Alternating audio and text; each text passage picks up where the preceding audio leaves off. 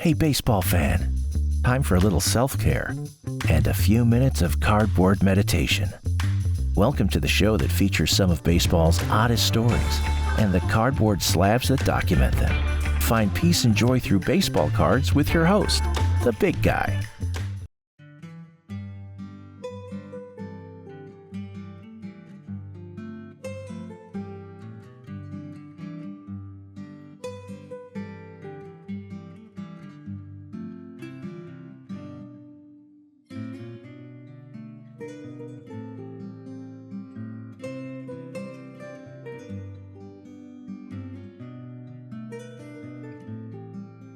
Hey, do you know what day this is? Yeah, it's Valentine's Day, but it's also my wife's birthday. Happy birthday, Robin. I love you. Now, she's going to actually figure into one of the cards I have here. And what I wanted to do with this particular video is I wanted to have a certain amount of cards that I just couldn't face the hobby without. Does that make sense? I don't want to be in the hobby if I can't have these cards. And there's a lot more in the case behind me and over here too. But these are the ones that come to mind really fast when I have to think about something for a video. So these are in no certain order. So let's start with this first one. It's T206. Very first one I ever bought. And I do not have a large library of these things. Probably dozen, maybe. This was my first. A friend of mine had hundreds of these, and I'm not exaggerating. He had all the stars too. And I asked him, I said, how much would it cost for me to buy one of these if it's a Tiger? So he searched through and he found one that would fit my budget, which was $9. That's a lot of money back then. Absolutely love this card. And I got it home from him, and I bought a lot of great cards from him. He was a wonderful resource. Someday maybe I'll do a whole video on him, but I'd want to make sure he was okay with that first. But got this thing home, and I didn't know what to do with it. We didn't have top loaders. We didn't have penny sleeves. There was no one touches, nothing like that. And I wasn't sure what to do. What I did do with it is I had a magazine that I had that was very precious to me. And I put this in a piece of an envelope and put it inside the magazine. And I always knew it was there, so I could always go to it. And eventually I got a page that I had to order through the mail, through a catalog, that these would fit in. And that's how I still contain them to this day. Willamette for the Detroit Tigers. Not real familiar with him, but this is my first. It's a sweet capital back. I know that makes a lot of difference to a lot of people. Not so much to me, but I understand it with a lot of other people, just due to the rarity. I love this card. Absolutely love it. All right, the next one has another story too. I've had it on the channel before. I'll just go through the story one more time. It's this one. It's a TTM, believe it or not. And I submitted this to the Atlanta Braves through the stadium, through was it Fulton County at that time, I think. Man, it's so long ago. Anyway, I sent it in. He was still playing. It was like 1974 or 5. I'm having trouble with the date or the year. And I did a lot of TTM. I was getting a lot of stuff back, but I forgot about this one. I forgot. You send so many in, you get so many back, and you're keeping track. I mean, I did. I had a checklist, and when they came, and when I sent it out, and when I got it back. But eventually, I got busy. I was working. I was going to college. I was eventually dating my wife, soon-to-be wife, and things were just going on. And I get a phone call because I had now moved out of the house where I used to live with my folks from my mom, who said, "Hey, you got some mail here." I said, "Oh, all right." And she goes, "It looks like your handwriting." That made no sense to me because it was years after I had done any TTM and forgot all about this card. Get over to the house. I picked up the envelope.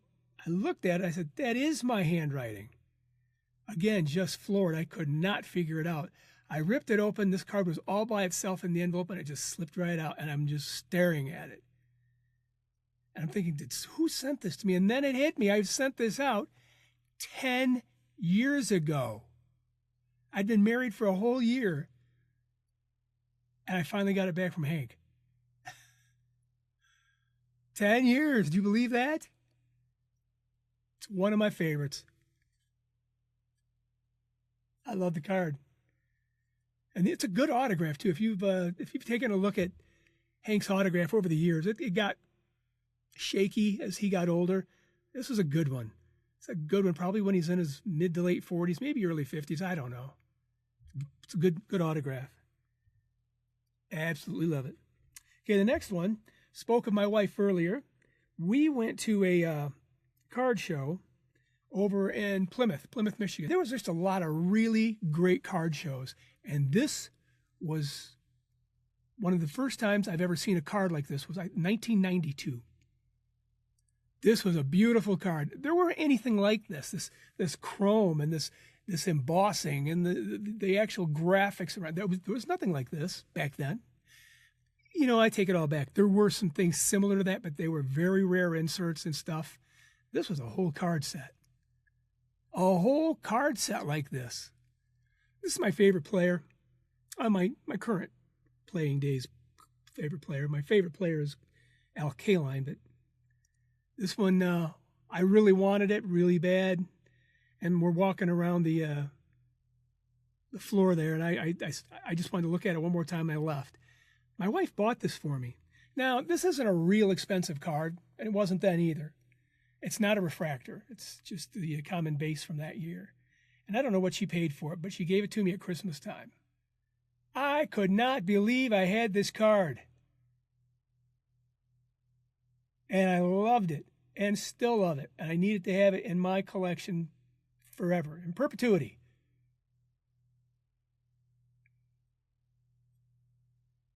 Absolutely beautiful. All right, the next one. This one is kind of a new addition. When I say new, probably the last 4 or 5 years. Again, I'm real bad with dates and stuff, so it could have been just last week, and I wouldn't know any better. But it's an autographed card of one of my favorite players to this date. Of the cards I couldn't afford. I was saving up to buy one of these, not necessarily this one, but an autographed card of Miguel Cabrera. These things routinely go for $175 to $300, and if you got one of those real fancy cards, I don't know, what do they call them, 5-star, that sort of stuff, it gets even more expensive. I'd had about, I really don't remember, but I want to say close to $50 saved up so I could buy something like this, something autographed. And it came up on Whatnot. And I don't do much Whatnot anymore. But on this day I was there and they put it up and they said, okay, let's get it started at 100. And I said, well, I know these things go for more than that. Nobody bid on it.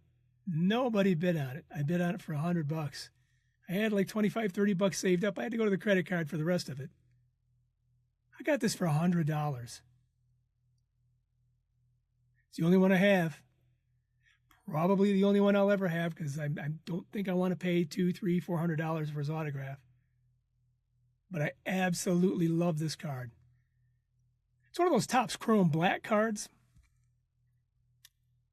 Yeah. It's from 2020. Which, when I was showing it to you, I thought it was older than that, but I guess not. Beautiful card. I absolutely love it.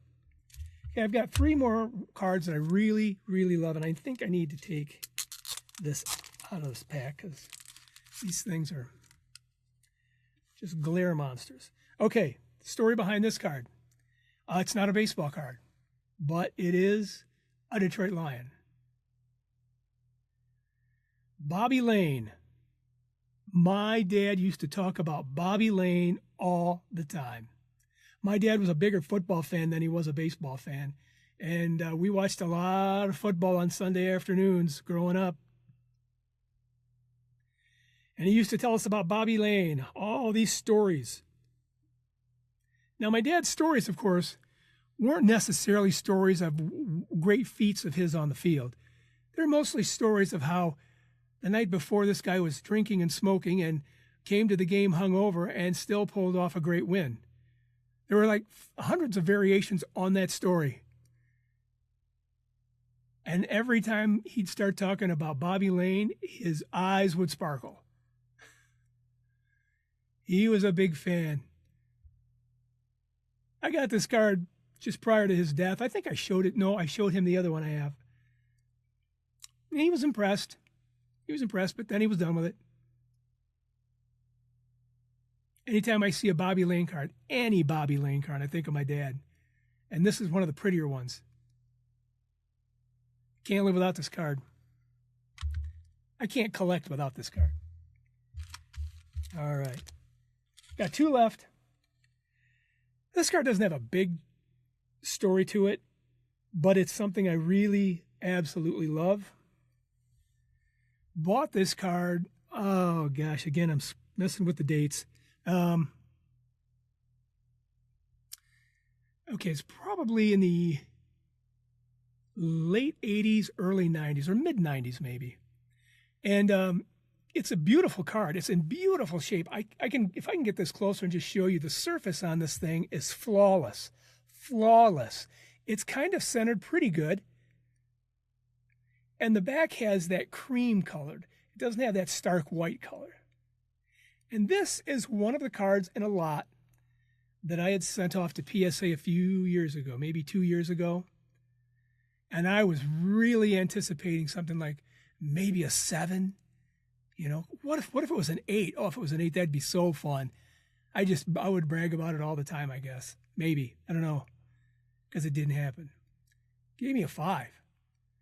That's when I started going, what am I doing? Why am I letting these people determine what the value is of the card, or this is my card? And something I always say, my hobby, my rules. I'm not going to send anything into those jokers again. Look at that, though. You know, the colors are what really make that. The blue, light blue and yellow, and then the red.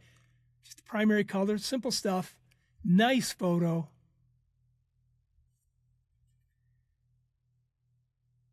Yeah, when I bought this, I thought this thing was crystal clear mint. And I don't remember what I paid for this, but I know I paid a lot for it. Nice card. Okay, last card. This was also a part of this submission I sent out to PSA 2-3 years ago, whenever it was. It's all repressed memory now. And this card was a part of my original collect. When I say original, I'm talking about the cards I started putting together en masse that were more than just the first few cards of my collection. They were cards that were going back into the 50s and the 60s, and I was probably about 13 or 14 at the time. And I don't even remember where I got it. I remember I had a bunch of Army stuff, military stuff that I had, patches and pins and stuff, and I traded it to another kid who had a bunch of baseball cards. I think it came from that. But this is the 1958 Topps All-Star Hank Aaron. Now, it's got some great corners on it. It's a little, off center, but this is beautiful. Look at those colors. Look at the blue, and again, the yellow and the red, and then his face. I love this card. Absolutely love it. And again, like the Duke Snider card before it, I really thought it was going to score high. Maybe a 7. Got a 5. Nah.